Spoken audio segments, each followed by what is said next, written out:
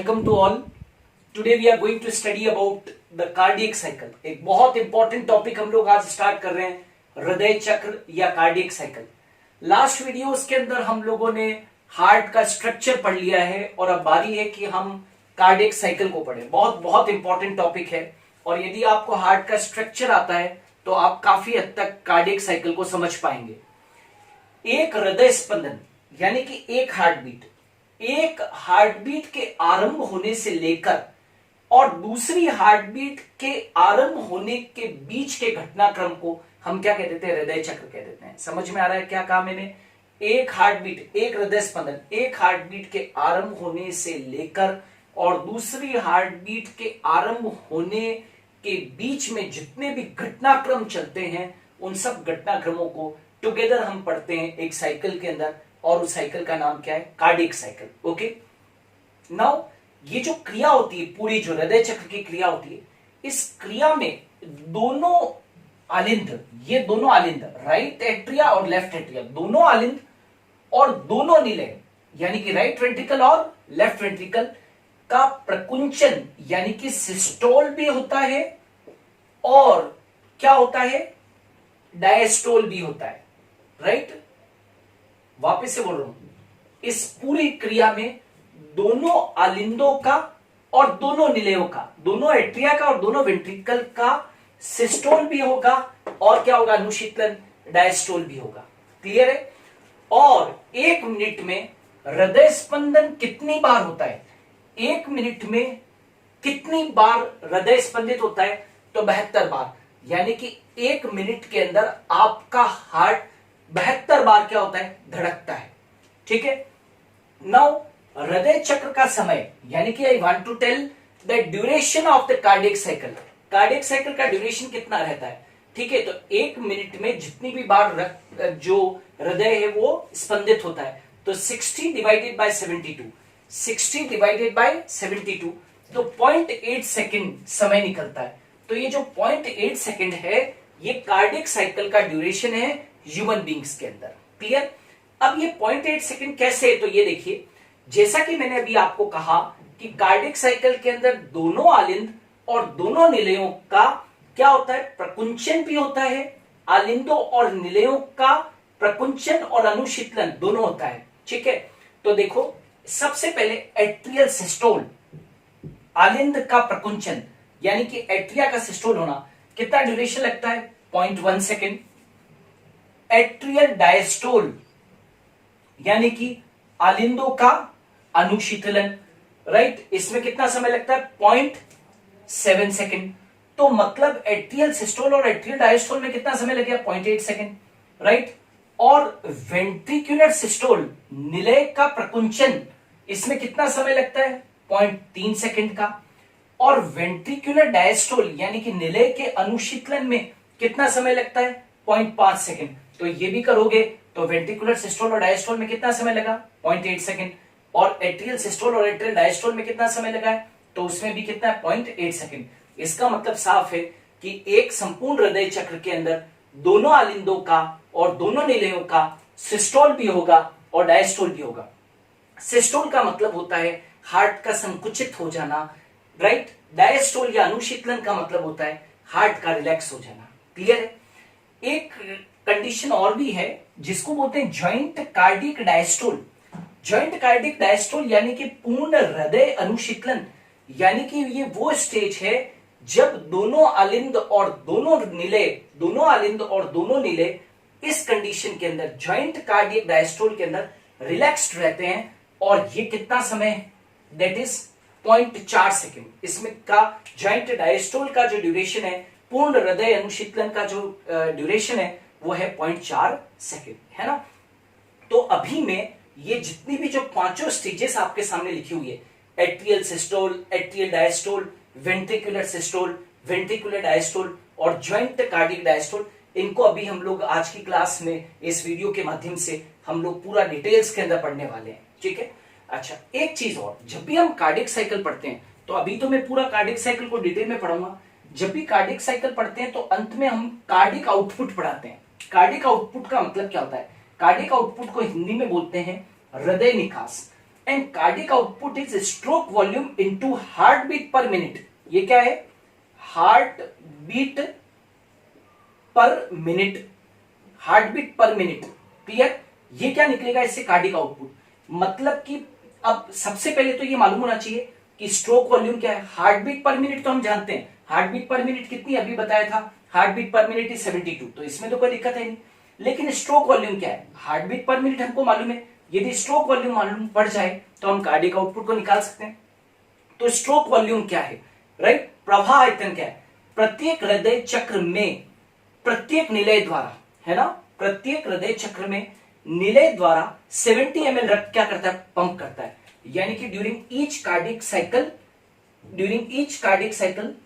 Each ventricle pumps how many blood? 70 ml of blood. क्या कहा मैंने? प्रत्येक हृदय चक्र में प्रत्येक निलय 70 ml ब्लड का क्या करता है? पंप करता है। इसी को हम क्या कहते हैं? प्रवाह आयतन कहते हैं। तो यदि हम प्रवाह आयतन को हृदय दर प्रति मिनट से गुना कर दें, मल्टीप्लाई कर दें, तो मेरे पास में क्या आ जाएगा? कार्डिक आउटपुट आ जाएगा। तो कार्डिक आउटपुट क्या है? प्रत्येक निलय द्वारा रक्त की मात्रा को प्रति मिनट बाहर निकालने की क्षमता। क्या कहा मैंने? कार्डिक आउटपुट क्या है? प्रत्येक निलय द्वारा रक्त की मात्रा को प्रति मिनट बाहर निकालने की क्षमता ही क्या है? कार्डिक आउटपुट है। तो कार्डिक आउटपुट क्या हो जाएगा? Stroke volume. स्ट्रोक वॉल्यूम मैंने बता ही दिया है कि स्ट्रोक वॉल्यूम क्या होता है। तो cardiac output is equal to stroke volume into heart beat per minute. Stroke volume मैंने अभी कितना निकाला? 70 ml पर मिनट। तो ये देखो 70 ml, यानी कि 70 ml निकाला। और हृदय दर प्रति मिनट कितनी? 72 है। तो इन दोनों को मैं मल्टीप्लाई करूंगा तो मेरे पास में कितना मिलीलीटर आएगा? 5040। कितना मिलीलीटर आएगा? 5040। और यदि मैं इसको लीटर में कन्वर्ट कर दूंगा तो कितना आएगा? That is 5 litre. ओके, तो कार्डिक आउटपुट जो है, राइट, कार्डिक आउटपुट हृदय निकास जो है, राइट, वो कितना हो गया? 5 लीटर्स हो गया। क्लियर है? तो ये तो मैंने बात की, जनरल बात की कार्डिक साइकिल की। अब ये जितनी भी स्टेजेस हैं 1 2 3 4 एंड 5, इन स्टेजेस को हम डिटेल्स के अंदर पढ़ने जा रहे हैं। क्लियर है? तो इसको आप देखिएगा। लेकिन आगे बढ़ूं उससे पहले एक बार आप इसका स्क्रीनशॉट ले लीजिए ताकि आप आगे नोट्स मेंटेन कर पाए। I am waiting for a while, you can take a screenshot. Clear? तो स्क्रीनशॉट ले लीजिए और इसके बाद में अब मैं आपको पूरा कार्डिक साइकिल का डिटेल्स पढ़ा रहा हूं। नाउ सबसे पहले क्या होता है, ऐसे समझिए कि कार्डिक साइकिल को कैसे करें। तो स्टार्टिंग जो है वो बहुत बहुत इंपॉर्टेंट है। कई लोगों को कार्डिक साइकिल की स्टार्टिंग में बहुत दिक्कत आती है, तो उसको बहुत अच्छे से आप क्लैरिफाई कर लें ताकि आप किसी भी क्वेश्चन को आप कर पाए। देखिए, सबसे पहले क्या होता है, जो समझिए कि मैं यहां से चालू करूंगा अपनी कार्डिक साइकिल को, मैं जॉइंट डायस्टोल से शुरू करूंगा। जॉइंट डायस्टोल से शुरू करेंगे और जॉइंट डायस्टोल पर ही क्या करेंगे? खत्म करेंगे। जॉइंट डायस्टोल का मतलब होता है संयुक्त, राइट, शिथिलन, अनुशीतलन। मतलब ये वो स्टेज है जिसमें आलिंद और निलय दोनों किस में रहेंगे? शिथिलित अवस्था में रहेंगे। तो जॉइंट डायस्टोल कितने सेकंड का है? 0.4 सेकंड का है। लेकिन ये होता कब है? तो आप समझिए क्या होता है कि जब वेंट्रिकल्स का क्या होता है, वेंट्रिकल्स का डायस्टोल होता है। वेंट्रिकल्स का जब क्या होता है? डायस्टोल होता है, राइट। जब वेंट्रिकल्स का डायस्टोल होता है तो सेमी ल्यूनर वॉल्व, एसएलवी, क्या हो जाते हैं? बंद हो जाते हैं, राइट, ताकि रक्त का उल्टा प्रवाह ना हो। समझते हो? वेंट्रिकल्स का डायस्टोल कब होगा? जब यहां से इम्प्योर ब्लड पल्मोनरी आर्टरी में चले जाएगा और लेफ्ट वेंट्रिकल से प्योर ब्लड जब एओर्टा में, ग्रीवादेह चाप में चले जाएगा, राइट, तो ब्लड यहां से चला गया और सेमिल्यूनर वॉल्व क्या हो जाएंगे? क्लोज हो जाएंगे। सेमिल्यूनर वॉल्व क्या हो जाएंगे? बंद हो जाएंगे। तो नेचुरली कि यहां पर क्या हो जाएगा? डायस्टोल। जब ब्लड यहां पर रही नहीं तो यहां पर क्या हो गया? डायस्टोल हो गया। ठीक है, तो वेंट्रिकल्स का जब डायस्टोल होता है, ठीक है, तो क्या होता है उस वक्त? क्या होता है इसी वक्त वेंट्रिकल्स का जब डायस्टोल होता है तो इसी वक्त क्या होता है? एट्रिया, दोनों ही एट्रिया, कौन से? एट्रिया ब्लड से भर जाते हैं। क्यों? क्योंकि यहां से जो ब्लड गया है वो वापस कहां से आ जाएगा? राइट कहां पर आएगा? राइट एट्रिया और लेफ्ट एट्रिया में। तो इसी वक्त एट्रिया ब्लड से क्या हो जाएंगे? भर जाएंगे। लेफ्ट एट्रिया जो है वो तो प्योर ब्लड से भर जाएगा और राइट एट्रिया जो है वो इम्प्योर ब्लड से। इम्प्योर ब्लड का मतलब है यहां पर ऑक्सीजन रहित, ऑक्सीजन रहित रक्त, राइट, उससे भर जाएगा और ये ऑक्सीजनित रक्त से भर जाएगा। ठीक है, तो जैसे ही वेंट्रिकल्स का डायस्टोल होगा तो आपको दो कंडीशंस को समझना होगा पहले, यदि आप जॉइंट डायस्टोल को समझना चाहते हैं। तो वेंट्रिकल्स का जब डायस्टोल होता है और जब सेमिन्यूलर वॉल्व्स बंद हो जाते हैं तो इसी वक्त एट्रिया जो होते हैं वो ब्लड से भर जाते हैं। पल्मोनरी वेन ब्लड को लेफ्ट ऑरिकल में लेकर आती है और सुपीरियर वेना कावा यानी कि अग्र महाशिरा और इंफीरियर वेना कावा यानी कि पश्चिमाशिरा यहां पर ब्लड को ला देते हैं। तो ऑरिकल और ये कौन सा? राइट ऑरिकल और लेफ्ट ऑरिकल दोनों ही रक्त से क्या हो जाते हैं? भर जाते हैं। तो क्या होता है यहां पर एक कंडीशन होती है जिसको बोलते हैं रैपिड इनफ्लो, और इस रैपिड इनफ्लो की वजह से रैपिड इनफ्लो होता है और ब्लड जो है रैपिड इनफ्लो के कारण ब्लड कहां से? डेट इज एट्रिया से कहां पर आ जाएगा? ब्लड वेंट्रिकल्स में आ जाता है। एट्रिया से ब्लड वेंट्रिकल्स में आ जाता है और जब रैपिड इनफ्लो होता है तो याद रखिए कि बाइकस्पिड वॉल्व और साथ ही साथ कौन से? ट्राइकस्पिड वॉल्व, ये दोनों वॉल्व क्या हो जाते हैं? ओपन हो जाते हैं। याद रखना जब रैपिड इनफ्लो होता है तो सेमिन्यूलर वॉल्व्स तो बंद है इस वक्त, लेकिन रैपिड इनफ्लो जब होगा तो ब्लड एट्रिया से ऊपर से कहां पर आ जाएगा? नीचे। यहां पर भी ऊपर से नीचे, यहां पर भी ऊपर से नीचे। तो एट्रिया से कहां पर आ जाएगा? वेंट्रिकल्स के अंदर। क्यों? क्योंकि बाइकस्पिड वॉल्व और ट्राइकस्पिड वॉल्व इस वक्त क्या रहते हैं? खुले रहते हैं। नेचुरली कि जब यहां से क्या आ रहा है? ब्लड आ रहा है तो प्रेशर पड़ेगा। ब्लड यहां पर आ रहा है तो प्रेशर पड़ेगा। तो बाइकस्पिड और ट्राइकस्पिड वॉल्व इस वक्त क्या होते हैं? खुले रहते हैं और रैपिड इनफ्लो की वजह से 70% ब्लड कहां पर आ जाएगा? वेंट्रिकल्स के अंदर आ जाएगा। 70% ब्लड। याद रखना ये कब हुआ? एक बार फिर बता दूं, वेंट्रिकल्स का डायस्टोल होता है जब सेमिन्यूलर वॉल्व्स क्या हो जाते हैं? बंद हो जाते हैं। इसी वक्त जब वेंट्रिकल्स का डायस्टोल होता है तो इसी वक्त एट्रिया जो होते हैं वो ब्लड से भर जाते हैं। लेफ्ट एट्रिया प्योर ब्लड से भर जाता है, राइट एट्रिया ऑक्सीजन रहित ब्लड यानी कि इम्प्योर ब्लड से भर जाता है, राइट। और इसी वक्त रैपिड इनफ्लो होता है यानी कि ब्लड जो एट्रिया में आ चुका है वो अब कहां पर आ जाता है? वेंट्रिकल्स में आ जाता है। कैसे आ जाता है? तो बाइकस्पिड वॉल्व और ट्राइकस्पिड वॉल्व इस वक्त ओपन रहते हैं और रैपिड, जैसा कि नाम दर्शा रहा है, तेज रैपिड इनफ्लो होता है और 70% ब्लड कहां पर आ जाएगा? वेंट्रिकल्स के अंदर आ जाएगा। ठीक है, 70% ब्लड आ जाएगा। इसी वक्त क्या होता है? एक और स्टेज होती है डायस्टेसिस। ये भी कब आती है? ये जो वेंट्रिकल डायस्टोल है ना, वेंट्रिकल डायस्टोल, ये जब होता है उसके बाद में दो कंडीशंस को समझना होगा। एक तो रैपिड इनफ्लो और दूसरा जो है वो कौन सा है? That is diastasis. ये क्या है? डायस्टेसिस। डायस्टेसिस में क्या होता है? इस स्टेज में क्या होता है कि जितना ब्लड याद रखना कहां से? वेन से आ रहा है, जितना ब्लड एट्रिया में आ रहा है उतना ही वेंट्रिकल्स में जा रहा है, उतना ही वेंट्रिकल्स में जा रहा है। आगे गेटिंग क्या कहा मैंने? डायस्टेसिस, जितना ब्लड एट्रिया में आ रहा है उतना ही वेंट्रिकल्स में क्या हो रहा है? जा रहा है। और ये जो डायस्टेसिस के अंदर जो ब्लड का फ्लो है वो कितना परसेंट है? केवल 5%। ब्लड का जो फ्लो है वो क्या है? 5% है। मैंने क्या कहा? पहले तो रैपिड इनफ्लो हो गया, रैपिड इनफ्लो से वेंट्रिकल्स में कितना ब्लड आया? 70%। और डायस्टेसिस से वेंट्रिकल्स में डायस्टेसिस से वेंट्रिकल्स में कितना ब्लड आया? 5%।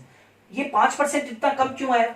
क्योंकि डायस्टेसिस एक ऐसी स्टेज है जिसमें कि जितना ब्लड एट्रिया के अंदर आ रहा है उतना ही वापस कहां पर आ रहा है? वेंट्रिकल्स में क्या हो रहा है? जा रहा है। तो ये दूसरी कंडीशन है डायस्टेसिस की।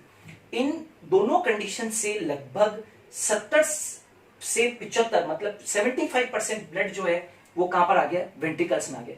जैसे ये दो कंडीशंस होती है, राइट, जैसे ये डायस्टेसिस कंडीशन ऑब्टेन होती है, मेंटेन होती है, तो यहां पर याद रखना कि ज्वाइंट डायस्टोल हो जाता है।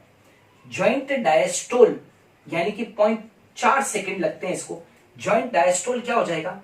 स्टेब्लिश हो जाएगा। ये वो कंडीशन है जब ज्वाइंट डायस्टोल क्या हो जाएगा? स्टेब्लिश हो जाएगा। समझ में आ रहा है? जब ब्लड 70 से 75% के करीब रक्त जो है वो एट्रिया से कहां पर आ गया है? वेंट्रिकल्स के अंदर आ गया है। तो ये एक स्टेज आई है जिसको कि हम बोल रहे हैं ज्वाइंट डायस्टोल। ज्वाइंट डायस्टोल एक ऐसी स्टेज है जिसमें दोनों एट्रिया व दोनों वेंट्रिकल्स, देखो अभी कहीं पर भी मैंने अभी सिस्टोल की बात ही नहीं की। दोनों एट्रिया व दोनों वेंट्रिकल्स इस स्टेज में अभी क्या है? रिलैक्स हैं। जब दोनों वेंट्रिकल्स और दोनों एट्रिया रिलैक्स स्टेज में रहते हैं तो इस स्टेज को हम क्या कहते हैं? ज्वाइंट डायस्टोल कहते हैं। क्या कहते हैं? ज्वाइंट डायस्टोल कहते हैं। तो देखो जब वेंट्रिकल्स का डायस्टोल हुआ है ना, तो उसके बाद में एट्रिया का भी क्या होना था? डायस्टोल होना है। तो ये जो स्टेज है जब एट्रिया और वेंट्रिकल दोनों रिलैक्स हो गए हैं तो इस स्टेज को मैंने क्या कहा है? ज्वाइंट डायस्टोल कहा है। तो ये जो है वो मैंने स्टार्ट कहां से किया? दैट इज कहां से किया है मैंने? ज्वाइंट डायस्टोल से। तो कार्डिक साइकिल को मैंने स्टार्ट किया है ज्वाइंट डायस्टोल से। और अब आप देखना कि मैं वापस कार्डिक साइकिल को खत्म भी कहां पर करूंगा? मैं ज्वाइंट डायस्टोल पर ही आकर खत्म करूंगा। ओके, तो ये पहली स्टेज मैंने पढ़ाई आपको, दैट इज ज्वाइंट डायस्टोल। और इस स्टेज के अंदर लगभग 70 से 75% ब्लड जो है वो ऊपर से कहां पर आ चुका है? नीचे आ चुका है। ऑरिकल से वेंट्रिकल्स के अंदर आ चुका है। Are you getting? तो ये जो ज्वाइंट डायस्टोल कैसे हुआ समझ में आया आपको? एक बार के लिए एक कुछ समय दे रहा हूं मैं आपको, इसका स्क्रीनशॉट ले लीजिए ताकि आप लोग नोट्स मेंटेन कर सकें। Is it clear? आगे बढ़े ना। अब क्या होता है? ब्लड अंदर आ चुका है वेंट्रिकल्स के अंदर, ज्वाइंट डायस्टोल स्टेज स्टैब्लिश हो चुकी है, 0.4 सेकंड की ये स्टेज है। नाउ देखो अब सेकंड स्टेज देखिए। सेकंड स्टेज को मैं चालू करूंगा यहां से एट्रिया सिस्टोल से, यानी कि आलिंद के किससे? प्रकुंचन से स्टार्ट करूंगा। ठीक है। अब क्या होता है? सबसे पहली जो चीज होती है वो क्या होते हैं? एट्रिया का अब क्या होगा? सिस्टोल होगा। और जब एट्रिया का सिस्टोल होता है तो क्यों होता है? तो ऐसे नोड जो होता है, एट्रिया का सिस्टोल कैसे होता है वो देखिए। ऐसे नोड से एक्शन पोटेंशियल क्या होते हैं? जनरेट होते हैं। जब ऐसे नोड से एक्शन पोटेंशियल क्या होते हैं? जनरेट होते हैं। एक्शन पोटेंशियल समझते हैं? सक्रिय विभव। तो ये सक्रिय विभव जो है वो इसके ऐसे नोड से उत्पन्न होगा। आप सभी जानते हैं ऐसे नोड यहां पर है, ये ऐसे नोड है। और ऐसे नोड कहां पर होता है? राइट ऑरिकल के राइट अपर कॉर्नर के ऊपर। तो ये एक्शन पोटेंशियल जनरेट करता है। तो जो वेव्स है ना, वेव्स मतलब कि संकुचन की जो तरंगे हैं, यानी कि कॉन्ट्रैक्शन वेव्स जो है वो कहां पर फैल जाती है? राइट, आलिंदों की भित्तियों में क्या हो जाती है? फैल जाती है। भित्तियों में फैल जाती है। Are you getting? क्या कहा मैंने? एट्रिया का सिस्टोल कैसे होगा? जब ऐसे नोड से एक्शन पोटेंशियल जनरेट होता है, सक्रिय विभव जनरेट होता है। ये जो कॉन्ट्रैक्शन की वेव से संकुचन की तरंगे हैं, ये आलिंदों की भित्तियों में क्या हो जाती है? फैल जाती है। और इसके कारण एट्रिया का क्या हो जाता है? सिस्टोल हो जाता है। सिस्टोल का मतलब तो समझते हो ना? सिस्टोल का मतलब है कि क्या हो जाना, प्रकुंचन हो जाना। प्रकुंचन मतलब ऑरिकल्स या एट्रिया जो है वो क्या हो जाएंगे, ऐसे कॉन्ट्रैक्ट हो जाएंगे। ठीक है, तो इनके कॉन्ट्रैक्ट होने से, इनके संकुचित होने से, संकुचित होने से 25 से 30% ब्लड का फ्लो वेंट्रिकल्स में बढ़ जाता है, वेंट्रिकल्स में बढ़ जाता है, वेंट्रिकल्स में क्या हो जाता है, बढ़ जाता है। याद करो, रैपिड इनफ्लो से 70% ब्लड जो है वो वेंट्रिकल्स के अंदर जा चुका था, 5% ब्लड जो है वो डायस्टेसिस से गया था, और 25 से 30% फ्लो जो है ब्लड का वो वेंट्रिकल्स में बढ़ जाएगा। राइट, किससे, जब सिस्टोल होगा। सिस्टोल कैसे होता है, ऐसे या ऐसे, तो सिस्टोल होगा ऐसे। तो कोई भी चीज जब दबेगी तो नेचुरल है कि प्रेशर बढ़ेगा। तो आपको मालूम होना चाहिए, less the volume more the pressure. तो ऑरिकल्स का जो वॉल्यूम है वो क्या होगा, कम होगा। ऑरिकल्स का वॉल्यूम कम होगा एट्रिया के सिस्टोल से। तो जब वॉल्यूम कम होगा तो प्रेशर क्या होगा, बढ़ेगा। और प्रेशर बढ़ेगा तो जो 30% वॉल्यूम है ब्लड का वो भी कहां पर आ जाएगा, नीचे आ जाएगा। तो इनके संकुचित होने से 25 से 30% ब्लड का फ्लो जो है वो वेंट्रिकल्स में क्या हो जाएगा, बढ़ जाएगा। तो यहां पर ये क्या हुआ है, इस कंडीशन में सेकंड स्टेज में एट्रिया का क्या हो गया भाई, सिस्टोल हो गया है। क्लियर है। अब आ जाते हैं इसके बाद में क्या, अब आपको ये मालूम होना चाहिए कि अब ये जो दोनों वेंट्रिकल्स है वो ब्लड से भर चुके हैं। ठीक है ना, तो याद रखो अब आएगा एट्रिया का, एट्रिया के बाद में क्या आएगा, that is ventricular, ventricular systole. Right, अच्छा याद रखो एट्रियल सिस्टोल में कितना समय लगता है, बहुत कम समय, 0.1 सेकेंड। और अब अपने आएंगे किसके ऊपर, दैट इज वेंट्रिकुलर सिस्टोल के ऊपर। वेंट्रिकुलर सिस्टोल के अंदर कितना समय लगता है, तो वेंट्रिकुलर सिस्टोल के अंदर लगता है 0.3 सेकेंड के करीब, 0.3 सेकेंड। तो वेंट्रिकुलर सिस्टोल होगा। अब वेंट्रिकुलर सिस्टोल कैसे होगा और क्या होगा, तो देखो अब नीले किससे भर चुके हैं, नीले रक्त से भर चुके हैं, नीले रक्त से क्या हो चुके हैं, भर चुके हैं। अब वेंट्रिकल्स का सिस्टोल कैसे होता है, तो यूं समझो कि एक नोडल टिश्यू था, ऐसे नोड, वो कहां पर था, राइट ऑरिकल के अंदर था, राइट ऑरिकल के अंदर था। तो अब जो है वो ऐसे नोड से जो उठने वाली जो तरंगे हैं, ऐसे नोड से उठने वाली तरंगे वो कहां पर पहुंचेगी, एवी नोड के ऊपर, that is known as auriculo ventricular node, यानी कि आलिंदे नीले पर्व के ऊपर पहुंचेगी। तो ये क्या है, this is you know very well, ये क्या है, अपन ने स्ट्रक्चर में पढ़ा था, ये एवी नोड है। तो ये जो संकुचन की जो तरंगे हैं वो अब अल्टीमेटली कहां तक पहुंच जाएगी, इस पर पहुंचेगी, दैट इज एवी नोड पर। आप जानते हो कि एवी नोड से क्या निकलता है, दैट इज एवी बंडल। और ये जो एवी बंडल होता है वो क्या हो जाता है, डिवाइड हो जाता है ब्रांचेस के अंदर। तो ये एवी बंडल की ब्रांचेस है, और एवी बंडल की ब्रांचेस से आप सब जानते हो कि क्या निकलती है, पुरकेंजी फाइबर्स निकलते हैं। ठीक है, तो ये क्या है, परकेंजी फाइबर्स। तो मैं क्या कहना चाहता हूं कि जब नीले रक्त से भर जाते हैं तो ऐसे नोड से जो इंपल्सेस होती है वो कहां पर पहुंचती है, एवी बंडल पर, और अल्टीमेटली ये कहां पर पहुंच जाती है, बंडल ऑफ हिस पर, बंडल ऑफ हिस का पेशी समूह। हिस का पेशी समूह क्या होता है, तो एवी बंडल की ब्रांचेस और पुरकेंजी फाइबर, मैंने स्ट्रक्चर में क्लियर कट पढ़ाया था, एवी बंडल की ब्रांचेस और पुरकेंजी फाइबर दोनों मिलकर क्या बनाते हैं, बंडल ऑफ हिस। तो अब आवेग कहां पर पहुंच चुके हैं, इंपल्सेस कहां पहुंच गई है, बंडल ऑफ हिस, और बंडल ऑफ हिस से ये कहां पर पहुंच जाती है, निलयों की भित्ति में, निलयों की भित्ति में आवेग पहुंच जाएंगे। The impulses will reach on the walls of the ventricles। तो बताओ जल्दी से, अब जैसे ये पहुंचेंगे तो अब वेंट्रिकल्स का क्या हो जाएगा, वेंट्रिकल्स का क्या हो जाएगा भाई, बोलो, सिस्टोल हो जाएगा, वेंट्रिकल्स का सिस्टोल। अब होगा वेंट्रिकल्स का सिस्टोल। तो बताओ वेंट्रिकल्स का सिस्टोल हो गया, वेंट्रिकल्स का सिस्टोल हुआ तो सिस्टोल कैसे होगा, ऐसे। सिस्टोल कैसे होता है, ऐसे संकुचित होंगे, यानी कि अब वेंट्रिकल्स के सिस्टोल होने की वजह से बताओ वेंट्रिकल्स का वॉल्यूम जो है, वेंट्रिकल्स का वॉल्यूम वो क्या होगा, कम होगा। The volume of the ventricles will become less. तो जब वॉल्यूम लेस होगा तो प्रेशर क्या होगा, इंक्रीज होगा। प्रेशर इंक्रीज होगा तो वेंट्रिकल्स के अंदर प्रेशर क्या होगा, इंक्रीज होगा। Are you getting? क्या कहा मैंने, नीलेयों की भित्तियों के अंदर इंपल्सेस फैलेगी तो वेंट्रिकल्स का सिस्टोल होगा। वेंट्रिकल्स का सिस्टोल होगा तो वेंट्रिकल्स का वॉल्यूम क्या होगा, कम होगा। तो less the volume more the pressure, ये हम जानते हैं, less the volume more the pressure.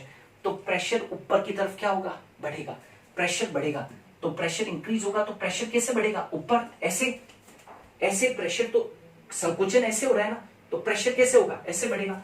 तो जब प्रेशर ऊपर की तरफ बढ़ता है तो याद रखना कि ट्राइकस्पिड वॉल्व, ट्राइकस्पिड और प्लस कौन सा, bicuspid valve, very very important step, ये दोनों क्या हो जाएंगे, क्लोज हो जाएंगे झटके के साथ में। पहले ये कैसे हैं, ऐसे हैं, ये ऐसे लटके हुए हैं क्योंकि पहले तो खुले थे ना, तो प्रेशर ऐसे ऊपर की तरफ बढ़ रहा है ऐसे, तो झटके के साथ में क्या होंगे, ये दोनों वॉल्व्स क्या हो जाएंगे, बंद हो जाएंगे। तो ट्राइकस्पिड और बाइकस्पिड वॉल्व जैसे क्लोज होंगे तो एक हृदय की ध्वनि उत्पन्न होगी। और कौन सी साउंड, लब साउंड जो है वो क्या होगी, लब साउंड प्रोड्यूस्ड, राइट। कौन सी साउंड प्रोड्यूस होगी, लब। और ये क्या है, first heart sound, this is first heart sound. समझ में आ रहा है? तो ट्राइकस्पिड और बाइकस्पिड वॉल्व के बंद होने की आवाज आपको हृदय की पहली ध्वनि के रूप में सुनाई देती है, right. You heard the first sound of the heart by the closing of the bicuspid valve and tricuspid valve. Tricuspid valve और बाइकस्पिड वॉल्व के बंद होने की आवाज हृदय की पहली ध्वनि फर्स्ट साउंड के रूप में आपको सुनाई देती है, और उसको हम क्या कह देते हैं, we call it as lub sound. उसको क्या कह देते हैं, लब साउंड। तो ये हार्ट की क्या होगी, पहली साउंड प्रोड्यूस होगी। यहां तक क्लियर है? अभी इस कंडीशन के अंदर क्या है, वेंट्रिकल्स क्या हो चुके हैं, सिस्टोलिक स्टेज में।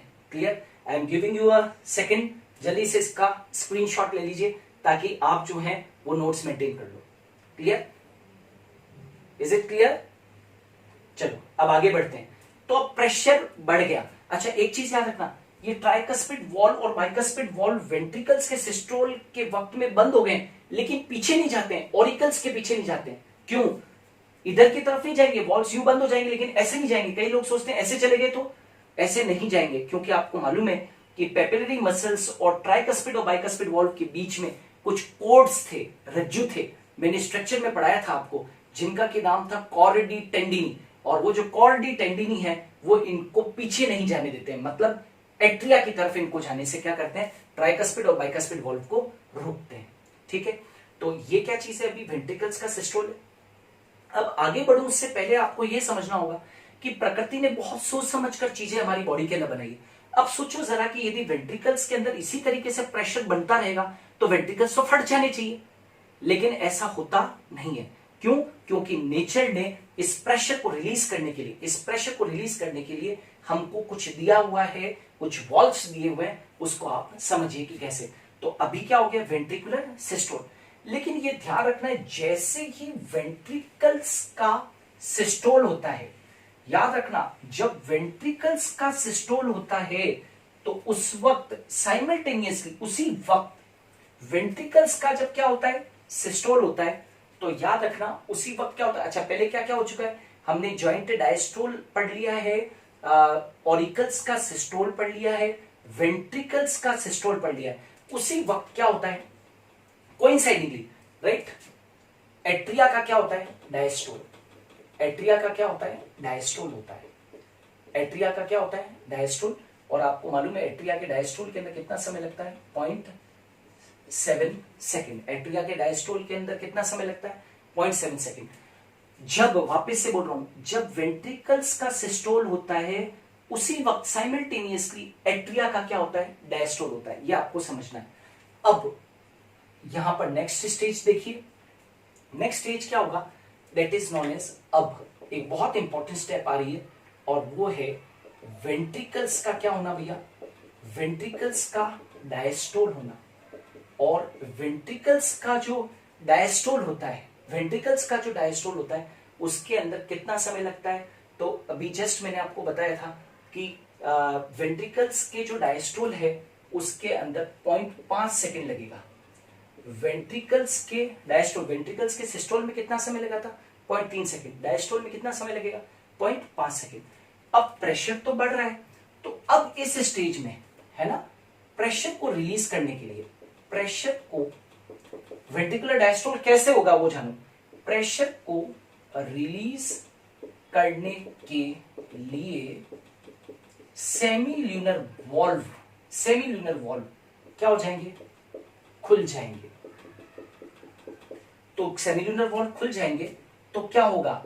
राइट वेंट्रिकल से ब्लड, राइट वेंट्रिकल से ब्लड, राइट वेंट्रिकल से ब्लड पल्मोनरी आर्टरी में चले जाएगा, पल्मोनरी आर्टरी में चले जाएगा, पल्मोनरी आर्टरी में। ये देखो, ये सेमिनरी वॉल्व खुल जाएंगे तो यहां से पल्मोनरी आर्टरी में चले जाएगा। वह लेफ्ट वेंट्रिकल से ब्लड एओर्टा में, एओर्टा समझते हो, ग्रीवादेहचाप, एओर्टा में चला जाएगा। तो जब ब्लड चले जाएगा तो भाई प्रेशर रिलीज होगा ना, ब्लड चले जाए।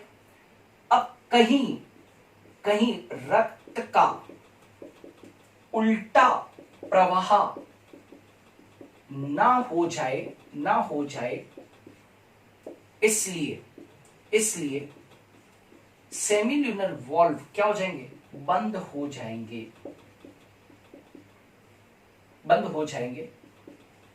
राइट नाउ सेमील्यूनर वॉल्व के बंद होने की आवाज, सेमील्यूनर वॉल्व के बंद होने की आवाज हृदय की दूसरी ध्वनि के रूप में क्या होती है? ध्वनि के रूप में सुनाई देती है। इसे डब ध्वनि कहते हैं। डब या डब भी कह सकते हो, डब ध्वनि कहते हैं। तो बताओ ये कौन सी साउंड हो गई? हार्ट की सेकंड साउंड। तो रक्त का देखो, आप समझो, प्रेशर को रिलीज करने के लिए ये वॉल्व खुल गए, तो इधर से ब्लड गया पल्मोनरी आर्टरी में, इधर से ब्लड गया एओर्टा में, ठीक है। लेकिन कोई चीज जब नीचे से ऊपर की तरफ जाती है तो बहुत चांसेस हैं कि वो वापस से पीछे आ जाए। तो उसको रोकने के लिए वापस से सेमील्यूनर वॉल्व्स क्या हो जाएंगे? क्लोज हो जाएंगे। और ये जो सेमील्यूनर वॉल्व्स के क्लोज होने की जो आवाज है वो आपको किस रूप में सुनाई देगी? डब के रूप में सुनाई देगी। क्लियर? तो नेचुरल है कि जब ब्लड अब चला गया है तो वेंट्रिकल्स का क्या हो गया है? डायस्टोल हो गया है। वेंट्रिकल्स का क्या हो गया? डायस्टोल। और जैसे ही अब क्या होगा? इसके बाद क्या होगा? इसके बाद फिर से क्या होगा? एट्रिया, एट्रिया दोनों ही है ना, लेफ्ट और राइट, एट्रिया ब्लड से भर जाएंगे। एट्रिया के, ये देखो, वेंट्रिकल्स के डायस्टोल होने के बाद में क्या होगा? एट्रिया ब्लड से भर जाएंगे। एट्रिया, जैसे कि हमने कहा था, एट्रिया ब्लड से भर जाएंगे। सेमील्यूनर वॉल्व तो क्लोज है ही है, राइट। और ट्राइकस्पिड वॉल्व, ट्राइकस्पिड व बाइकस्पिड वॉल्व खुले रहते हैं, राइट, खुले रहते हैं। रैपिड इनफ्लो से, याद आ रहा है मैंने वेंट्रिकुलर डायस्टोल में कहा था रैपिड इनफ्लो, जहां पर शुरू किया था वहीं पर ही खत्म कर रहा हूं। रैपिड इनफ्लो से 70% ब्लड कहां जाएगा? वेंट्रिकल्स में आ जाता है, राइट। 70% के करीब जो ब्लड है वो वेंट्रिकल्स में क्या हो जाएगा? आ जाएगा। और इस वक्त एट्रिया व वेंट्रिकल्स दोनों ही संयुक्त रूप से शिथिलित अवस्था में रहते हैं। इसे जॉइंट डायस्टोल कहते हैं। इसे क्या कहते हैं? जॉइंट डायस्टोल कहते हैं। तो वापस से हम कहां पर आ गए? जॉइंट डायस्टोल में ही आ गए, वापस से रिलैक्स हो गया। तो ये जो एक हृदय स्पंदन के शुरू होने से लेकर और दूसरे हृदय स्पंदन के शुरू होने तक के बीच का जो पूरा घटनाक्रम है, यही हमारी क्या है? कार्डियक साइकिल है। तो इस प्रकार एक कार्डियक साइकिल क्या हो जाती है? एक कार्डियक साइकिल पूरी हो जाती है। इस प्रकार एक कार्डियक साइकिल जो है वो क्या हो जाती है? पूरी हो जाती है। क्लियर है? राइट। तो अब जैसे जॉइंट डायस्टोल हो गया, अब वापस से बोलो कौन सी स्टेज आएगी? जॉइंट डायस्टोल के बाद में फिर से जॉइंट डायस्टोल तो कितनी है? 0.4 सेकंड की है, वो आ गई। अब इसके बाद में क्या होगा? एट्रिया का सिस्टोल। एट्रिया का सिस्टोल कितना? 0.1 सेकंड का। फिर क्या आएगा वापस से? वेंट्रिकल्स का सिस्टोल। राइट, वेंट्रिकल्स का सिस्टोल। वेंट्रिकल्स का सिस्टोल कितना? 0.3 सेकंड का।